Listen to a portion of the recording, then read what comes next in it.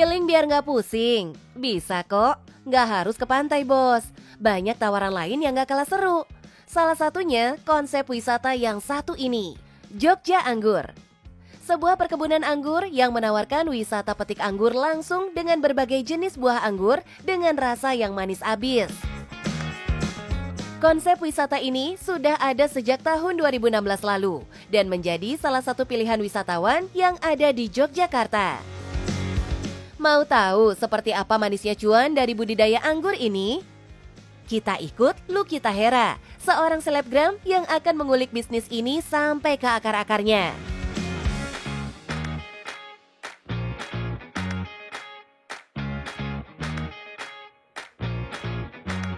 Halo bos, dalam dunia usaha, peluang sekecil apapun harus dimanfaatkan. Dari lahan yang sempit, saya bisa mengembangkan menjadi lahan yang luas dalam berkebun anggur. Mau tahu kisahnya lebih lanjut, bisa saksikan di Cuan Bos.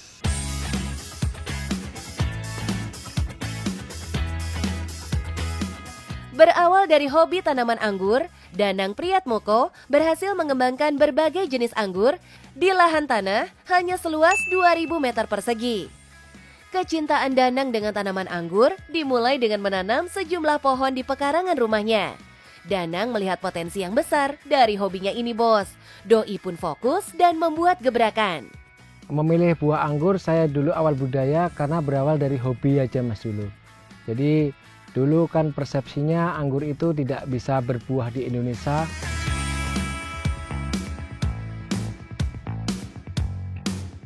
Pak, kayaknya aku tertarik deh buat belajar nanam buah anggurnya. Soalnya ini manis-manis banget. Bapak gimana Pak caranya? Oh boleh mbak, iya Boleh. bisa nanti saya ajarkan. Iya bisa boleh. Terletak di Desa Sumbermulyo, Kecamatan Bambang Lipuro, Bantul, Yogyakarta, pohon anggur yang lebat menjadi daya tarik untuk wisatawan yang datang bos. Pengunjung bebas mencoba buah anggur dan memetik langsung dari pohonnya. Dulu awalnya saya tentu saja juga menanam cuma sebatas 1 atau 2 pohon aja. Jadi 1 atau 2 pohon yang saya tanam di depan rumah. Dulu waktu itu sekitar 9 tahun yang lalu saya memulai dari usaha budaya anggur ini. Budidaya anggur ini menjadi ladang cuan buat Danang dan menjadi salah satu produk unggulan. Hampir setiap hari ada saja wisatawan yang datang dari dalam dan luar kota Jogja untuk mencoba langsung wisata anggur di sini. Bos, batang anggur di kebun ini besar-besar ya, padahal umurnya baru 1,5 tahun ya. Jadi anggur itu ketika ditanam dia bisa produktif sampai puluhan tahun. Jadi kuncinya adalah dengan perawatan dan anggur itu sebetulnya sangat cocok di iklim tropis seperti di Indonesia. Buah anggur sejatinya bukan buah khas Indonesia. Namun di tangan Danang, anggur bisa tumbuh subur dan menjadi salah satu peluang usaha yang menggiurkan. Dulu awal saya tanam itu cuma ada punya beberapa jenis ya, 1-10 jenis. Tapi karena saya juga kolektor, jadi saya juga hobi dan mempunyai kesenangan di bidang anggur. Saya dengan teman-teman itu mengembangkan banyak jenis. Jadi jenis-jenis itu kita impor dari negaranya langsung. Saya mempunyai lebih dari 100 jenis sekarang. Untuk konsep perkebunan dibuat dengan sistem greenhouse agar terlindung dari hujan. Semakin panas suhu, semakin bagus untuk dijadikan tempat budidaya buah anggur. Hanya kalau pas musim hujan, kita harus mengantisipasinya dengan memberi atap atau naungan atap UV atau greenhouse biar tidak terkena air hujan sehingga bunga-bunga atau buah ini terlindung dan tidak mudah pecah atau rontok.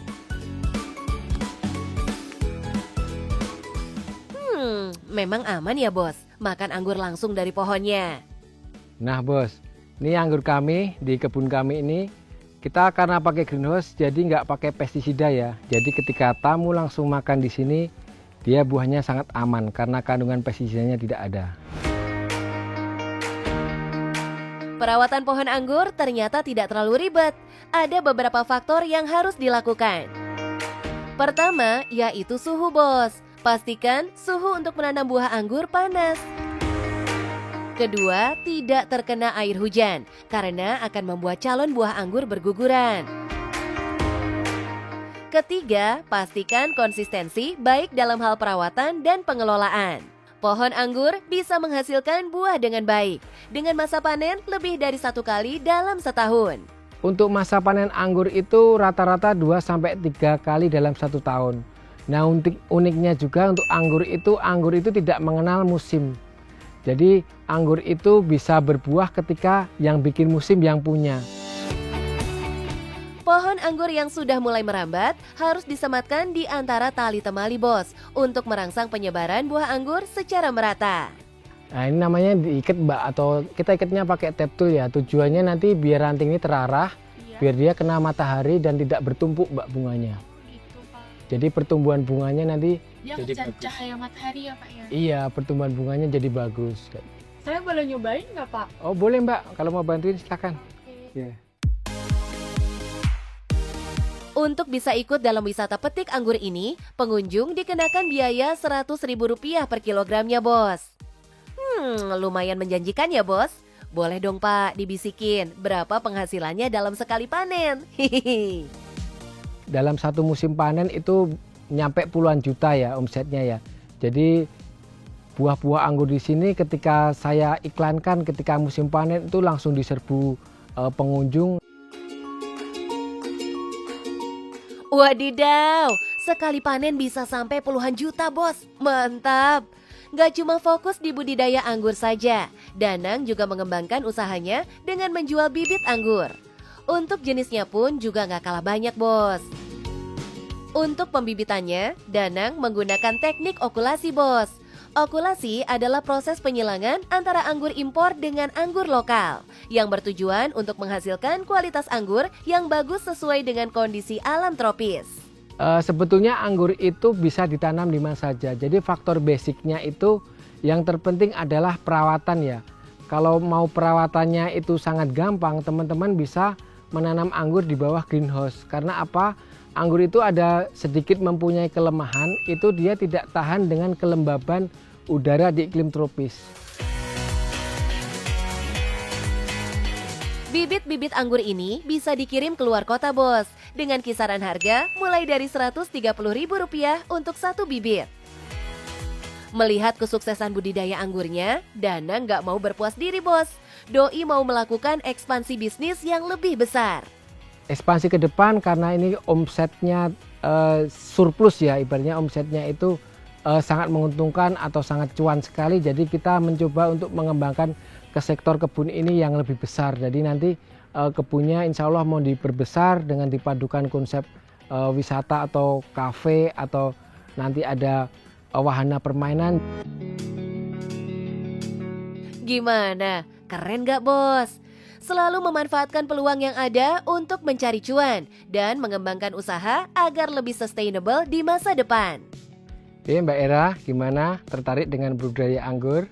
Tarik lah, Pak. Apalagi cuannya itu loh. Moncor. Ya, kalau Mbak Era tertarik nih, saya kasih 1 bibit anggur buat nanti coba tanam di rumah ya. Iya, Pak.